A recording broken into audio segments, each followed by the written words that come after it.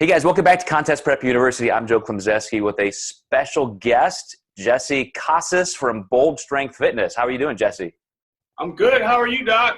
Awesome, man. Awesome. So you and I have known each other for a long time just through social media.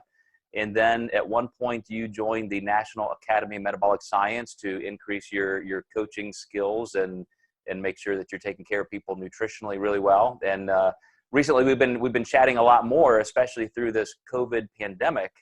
But how's everybody up there in the Chicago and northern Indiana area? I'd say it's pretty good. We're up in northern Indiana, so everybody's pretty well with hunkering down, and we're following the stay-at-home order, which I think is vital to actually recovering from this in a timely manner. So for the most part, we're doing good, Doc. How's everybody down south? Very, very, very similar. We are having problems still with not getting enough testing, so they're showing pretty low numbers. But I know a lot of people who've had this and recovered, and so I'm just glad the whole country is seemingly kind of at the apex, and we should be coming down soon. And I'm sure everybody's ready to get back to normal. Oh, indeed. But let's talk about normal for you, because I'm just impressed with everything you're doing. First of all, as a bodybuilder and a powerlifter, you're just one of those unique beasts that has what it takes to go extremely far. When I look at your physique, when I see some of the things that you have accomplished already, my first thought is this is a guy who's got the potential to dominate pro shows.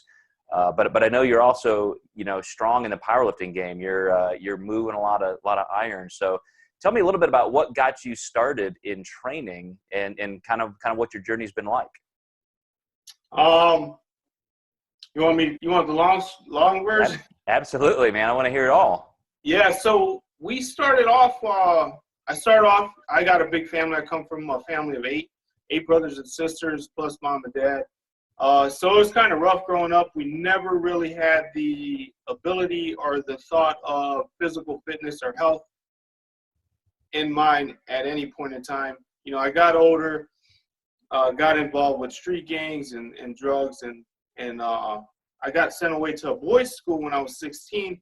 Well, in this boys' school, you're mandated to learn a sport in order to graduate. It's part of the process. It's called a validation process. So anyways, I absolutely sucked. I'm terrible with hand-eye coordination. When it comes to catching or throwing, for whatever reason, I have no idea. But I got involved in boxing. Boxing became my thing. I fell in love with it. I got really good at it. I was at a Golden Gloves level. I ended up coming back home, and I found myself back in the same predicament all over again. Got myself back in some trouble. I ended up getting bonded out and got myself on a straight and narrow track. I went back to high school, or I went back to college. I started my college courses. I found a full-time job, which happened to be in the blue-collar industry, which I actually am a huge fan of and a part of now. And, I ended up doing some time, so I had to step back away from boxing. So I did some time for the things I was convicted of. I got out, got on house arrest, was able to continue working. And during this process, I'm telling myself, I need to do a better job at taking care of myself physically. And, all of this was just a blur to me. The only thing I could think about was running and boxing, because that's all I knew growing up. So I ended up getting a really good job about an hour away from where all my siblings and mother and father were. So I moved about an hour south in Valparaiso, Indiana. I work at a wire mill and couch, and there is absolutely no boxing gym within 45 minutes to an hour from where I live at now. So I attempted to do the boxing thing, being depressed and being away from everybody, all my family up north, and it was just me and my wife and my girls. It was like a train wreck for me. I didn't have the communication or connection that I would with my brothers and sisters out here. So it was tough. So I got involved with the local gym. The first place I went to, and I always remember this, was a squat rack. It was a terrible idea because I've never squatted weight before. But, I just went in. I'm naturally squatting 135 pounds, no problem. And it was just kind of like that was all she wrote after that. I fell in love with training. I fell in love with taking care of myself, how I felt, and how empowered I felt by taking my own health and everything that was in my control and actually dominating that to my advantage. And even though I wasn't into competing at the time, just feeling that power and knowing that I had that control and implementing that self-discipline it took me to another level. You know, psychologically, I was just like, all right, you know, if I could do this with my own mind and body, I could do this in my career, you know, which led me to, you know, advancing in positions at the steel mill. It led me to finally decide, hey, you know, I kind of know a few things. You know, by this time I was certified through NASM, and I had a little bit of nutrition knowledge. I've jumped on the stage. I've competed 5 times, physique athlete. I am in bodybuilding. I did one time try men's physique, which I'm not very good at, but I think a lot of people that, you know, train or compete in each division will understand that. And then powerlifting's always been my thing. I've always loved to just move weight. It's just something about having 400 or 500 pounds on your back that it just separates you from the world for that 2 or 3 minutes, you know? Yes. Yeah. So, well, what I was going to say, man, I want to break in real quick and just say, you know, a lot of people who have never even trained. I was just having a conversation with a guy who has a business where he's also actually in Northern Indiana.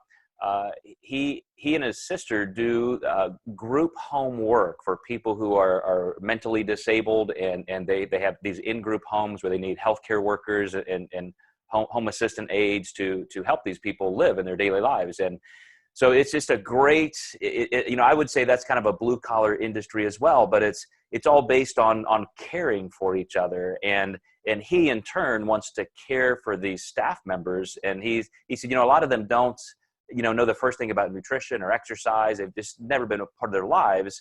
And I really want to get some kind of a corporate wellness program where maybe, you know, you, Joe, can come up here with part of your staff and do some training with them and give them some information, some workshops, some encouragement. And it just really started at the first level.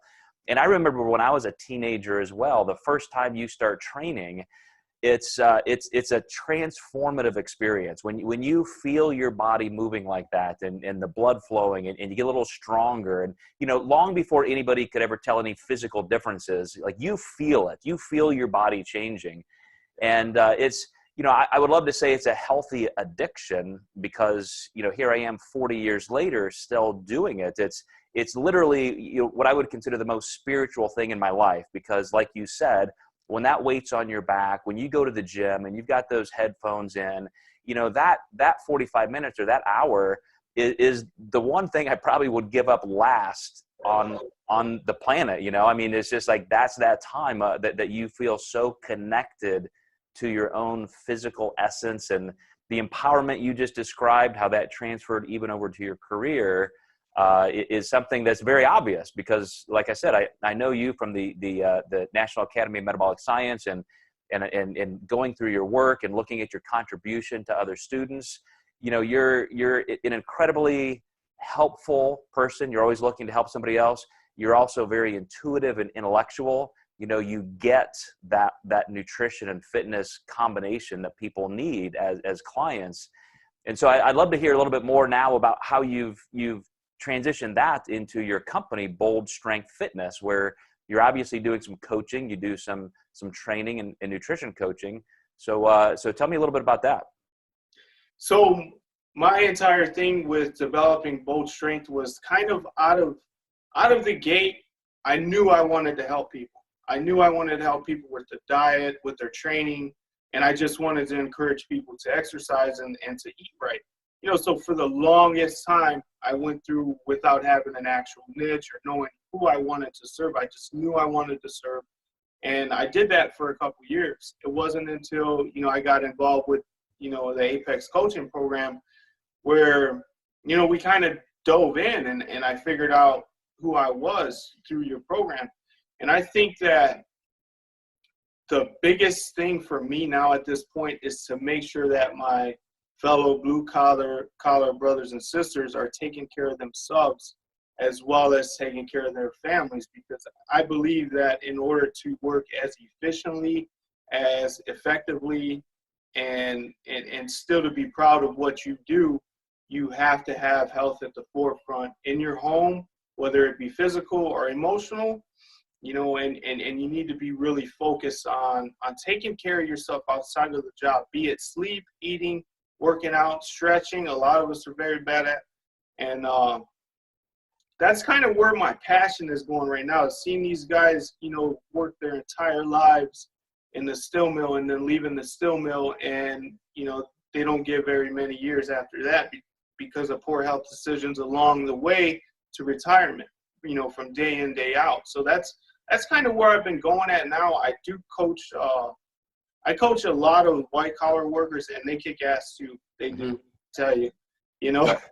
And there's just something about that blue collar, about the gritty, get dirty, you know, work 12 hours in the heat and go to the gym that still work out, that attract me. And I'm not saying anybody else's work is invalid, because like I said, I know blue collar or white collar workers that kick ass. I know nurses that kick ass, but that's just my thing, you know. Well, you know, I totally agree. One of the things I want to talk about is, especially this being a Contest Prep University feature where a lot of coaches are going to be viewing this, you know, understanding that we're all ambassadors to other parts of life is important. You know, you mentioned nurses, and, you know, you could add, you know, you could be a college student, you could be a high school student, you could be an accountant. But if you're that person that people see as being healthy, you know, you're the one bringing your lunch every day and you're eating healthy, you know, we all become cult heroes to everybody around us that sees that we have something they want, which is, you know, the vitality, the energy, the discipline. You know, we look the way we want to look. We have athleticism throughout our entire lives, even, you know, when you're as old as I am and you're still in the gym squatting and deadlifting, you know, hundreds of pounds. And, you know, that is something that is valuable for everybody. So I love that you agree that all coaches don't have to conform to look like these little robotic fitness professionals. You know, right. you taking a lunchbox to the steel mill every day, and everybody asking you questions. Man, how are you, you know, so freaking big and muscular, and how are you so lean? And, you know, what are you eating today? What's that? You know, we all get those kind of questions. And like you said, you get to truly help those people that you have a heart for. And, you know, I just love, you know, your tagline, you know, moves me. You and I have talked about this. We worked on some things, but the fact that you embrace, you know, that bold strength fitness builds the people who build America. Like that just gives me, you know, freaking goosebumps, because, you know, that's a population that needs somebody like you. So, I think you're always going to be who you are. And, you know, even if you're making millions of dollars as a celebrity fitness professional, you know, you're still going to be that guy. You're still going to be that hero to a certain demographic. And that's important to me. Yeah. Yeah. And let me touch on a few more things. I think that, you know, a lot of times that, you know, the get dirty guy, the guy that doesn't have a full-blown education, you know, is often overlooked, you know, in society, which is where my enthusiasm comes from, because I know personally how it is to come from the bottom and to not be seen. And I can't imagine contributing all your life to think that you're that type of individual. Back in 1930, when Franklin Roosevelt was president, they had long forgotten about the blue collar worker, the skilled laborer. And it wasn't until he started the importance or started to work more towards the unions that, you know, it started to bring light to the economic and the importance of that skilled labor. So that's kind of like another avenue of concern that is truly dear to me, you know, in doing what I do and serving the community that I serve. And we're seeing that again big time with COVID, aren't we, man? All the people who are, you know, bagging groceries and delivering food, and frontline healthcare workers, the, you know, bus drivers, garbage collectors. I mean, we're finding out who really is the backbone of this country, aren't we? Yeah. You got guys going to work, risking their own safety, to take care of their family and ultimately provide essential tools that, they use in hospitals. You got spring manufacturers making beds for hospitals. You got transporters, truck drivers, you got the nurses. I mean, it's really showing the importance of being able to perform skilled labor. Yeah. A lot of people, because I'm so far removed from my early adulthood and childhood, a lot of people don't know this, but, I'm the first person to go to college in my family, graduate from college. And I was the kind of guy who, left home at 17 years old without a dime to join the military because my family couldn't afford college. And so if I was going to have anything, at least that was one avenue. And then I kind of discovered myself, and I thought, I can go to college part-time. And then that hunger kind of erupted in me, just like training. And, I mean, like I said, people don't realize that just to get through college, I in my undergrad, my first full-time semester, I worked 2 full-time jobs while going to college full-time. Then when I was in physical therapy school, because physical therapy school, instead of taking, 15 or so hours, a week as a full-time student, we were in class from 8 in the morning till 5 at night, 2 years in a row without even summers off. So I was cleaning parking lots at 3 in the morning. I had a job, I had a contract to clean parking lots in downtown Indianapolis. On the weekends, I would clean homes. I was in little old ladies' homes doing, maid work. I was doing catering in the evenings. My wife and I, Friday and Saturday night, I was filling up, tea glasses, doing catering events. And then on Saturdays, I worked in a bookstore, stocking shelves and doing warehouse type stuff. And I mean, I would do anything I freaking had to do just to stay in school. And that is a blue collar mentality that I learned from my family. My dad was the same way. He did anything he had to do to keep food on the table. And, that's a different world to a lot of people, but it's certainly near and dear to my heart as well. And I have, the utmost respect for people who have to work that hard just to make it. Yeah, you just gave me the chills because you kind of like, you hit it on the head, man. It's just a lot of hard work, and it's day in and day out and doing a lot of shit that you don't feel like doing, like, I don't know anybody that wants to work, at 3 in the morning and wake up and go back to school at 8. So you hit it right on the head. I'm telling you, you gave me the chills, Joe. You did. Well, what's funny is right now I still work 80 to 90 hours a week, but at least it's not with a sledgehammer or a hard hat or, it's a whole different world, but that work ethic is there. A lot of people ask me today, how are you able to do everything you do? And it's because of that bedrock foundation of blue collar hard work. So now, I have a blue collar mentality even in my career and profession now. A lot of people, I think, just don't get the opportunity to understand that kind of hard work life with more of the digital age we live in now. Yeah, definitely not. So that far and few between, do you see many people, and I know you, I've spoke with you. I know personally that you do work, you work your damn fingers to the bone. So, it's an honor knowing you. Well, maybe it's just an Indiana thing, man. Here, you and I are both just Indiana boys, and it could be. I got the plaid shirt. It's getting close. Well, man, tell me a little bit about what you like to do nutritionally with clients, because you're, like I said, you're not only doing kind of the training thing with them, but you're coaching them with nutrition as well. So, give me some of the principles that you like to teach people. So, there's never a one size fits all, and I think that was my biggest thing learning. Going into your program was like, wow, this whole time I've been thinking, I could use this, and this approach with the same individual or different individuals. So the biggest thing for me is I have an application process. We go through that application process. There are questions on there that make you think about some things that you're doing on your own. There are questions on there that ask about dieting history, foods you like, activity you like to do. And there's several more. I can't remember a lot of them off my head. So everything's customized based off of who you are, what you like, your preferences, how you like to eat, when you like to eat, Do you like to have pizza, once or twice a week? I like to incorporate. I love it because I've seen so much success with it. Is incorporating a flexible dieting lifestyle, which means, I'll start a client off on, and this is like right out the gate. If they have no experience with counting macros or just tracking food at all, so we'll start right out the gate. I start them off with a kind of a rigid meal plan, but we put the meal plan together ourselves. So I'm not just saying eat chicken and rice, 4 or 5 days a week. I'm getting input from the clients, what foods do you like? What foods do you want to put in here? And then I'll even throw out some fun foods at them, because a lot of times they're kind of ashamed to say, I really like pizza. I really like to eat a burger, once a week, because they think, sometimes they try to impress you, or they don't want to come off and give you a bad impression, being as their new clients.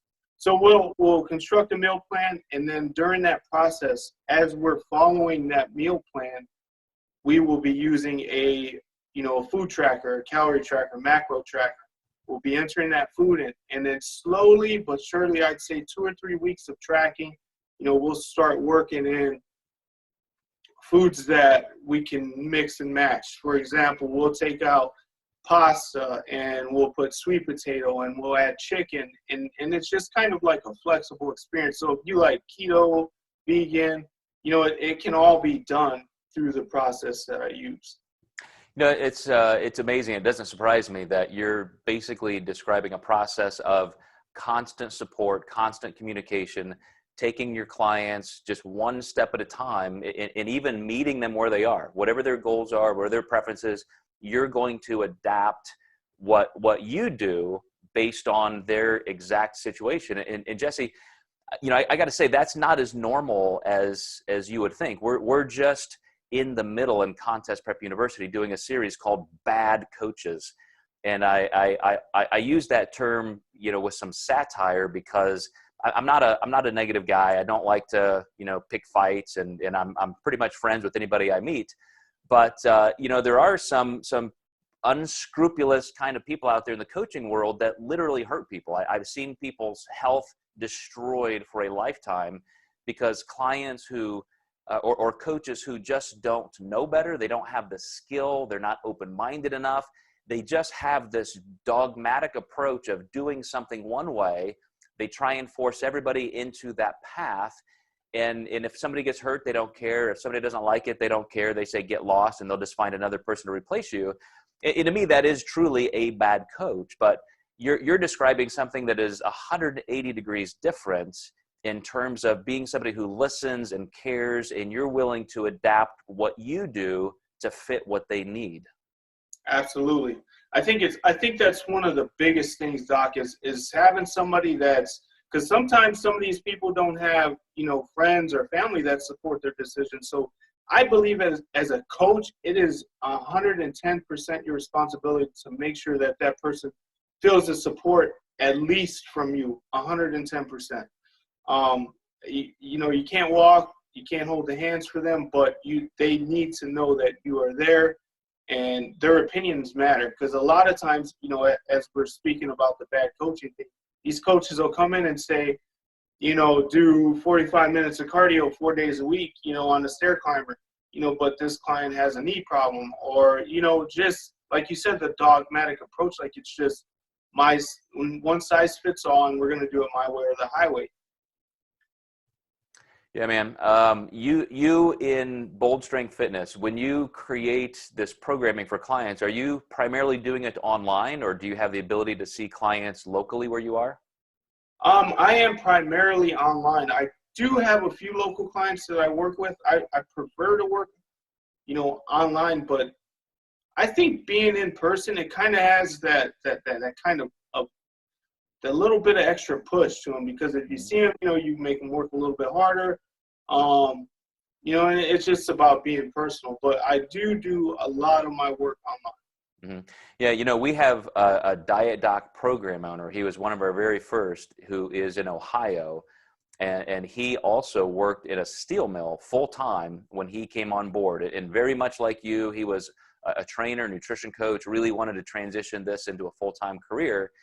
And his very first step was to, as he's working, he and his wife are both working, to save up enough money to buy equipment. And he created a nice little gym, kind of a garage gym where people could come in. And so, on the weekends or evenings when he wasn't working in the mill, he could see some clients, and he developed a great little local following. And then he saved up enough money to transition into a small lease. So in a strip mall, got a 1,500 square foot space, and he's still working in the mill, but he could at least now start to see clients in that space on the weekends. And so there's a little bit more of a community interface. People are driving by, they're seeing that.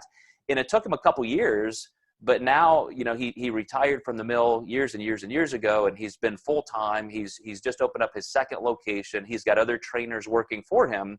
So, it is taking that really smart, disciplined approach.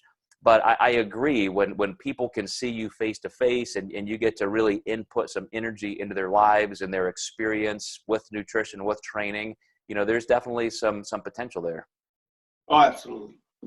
But online, you can definitely reach a lot of people too, and that gives you that support where you're constantly being able to return messages and all that good stuff. So, man, I'm just so excited to know you, Jesse. And like I said, I've appreciated you for a long time, and to be able to talk to you right now and let everybody else see who you are is just thrilling to me. So, any last? It was an honor, Doc. Well, we're gonna put some contact information in the show notes. But what's the best single way for people to get to know who you are, through Instagram or some other format? I would say Instagram. Okay. My Instagram handle is boldstrength_LLC. Awesome. Well, Jessie Casas, building the people who build America, man. I love it. So we'll catch you another time. Thanks so much for being here. And for you guys watching, listening, Contest Prep University, check out Jesse's information. He's got a ton of great tips. He's constantly going through nutrition and training educational pieces in his social media that I think you'd really enjoy. So check him out, and we'll see you next time in Contest Prep University. Thanks, Doc.